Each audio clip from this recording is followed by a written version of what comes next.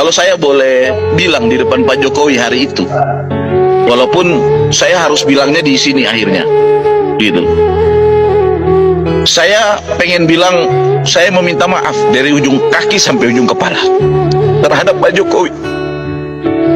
Saya pernah menyerang beliau, lama saya menyerang beliau, tapi 2 jam saya berdiskusi dengan beliau, dan saya menemukan jiwa kesatria.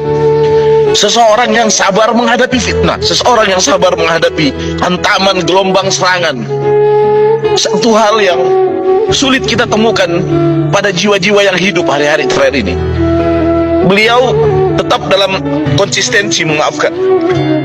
Dan yang paling membuat saya terketuk hati saya adalah ketika beliau berkata, demi Allah, saya sekolah, bahkan terkadang orang tua harus berhutang hanya untuk membiayai saya sekolah, sampai dia menjadi sarjana.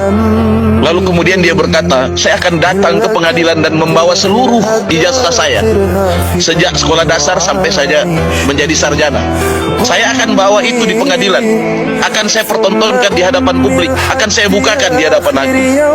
Lalu setelah semua itu terjadi, saya akan meminta kepada pengadilan untuk menghukum seringan-ringannya mereka, orang-orang yang telah memfitnah dan menyerang saya. Itu pernyataan beliau yang membuat saya pada saat itu terharu.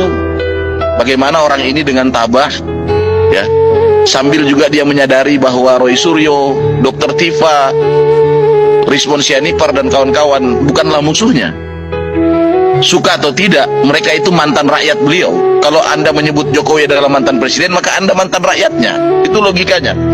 Sehingga Pak Jokowi tidak mau kemudian dicap sebagai orang yang rela menzolimi, memenjarakan orang seperti itu. Itu yang saya lihat, yang membuat saya secara pribadi pada waktu itu terharu. Kebijaksanaan beliau, ketenangan beliau, puas hatinya menerima itu semua kritik, menerima perbedaan. Beliau disebut PKI, disebut orang yang sein kiri belok kanan dan lain sebagainya, pelangak pelongok dan seterusnya. Tapi beliau tetap tabah, gitu, tidak pernah melakukan perlawanan. Beliau memang terlahir dari pinggiran sungai, beliau memang terlahir dari anak desa, orang kampung, rakyat biasa, rakyat jelata, sehingga akhirnya terlihat kepemimpinan rakyat itu di dalam cara beliau berkomunikasi, cara beliau menerima tamu, ngobrol dan berdiskusi. Saya bisa merasakan beliau memang adalah pemimpin rakyat Indonesia yang sejati.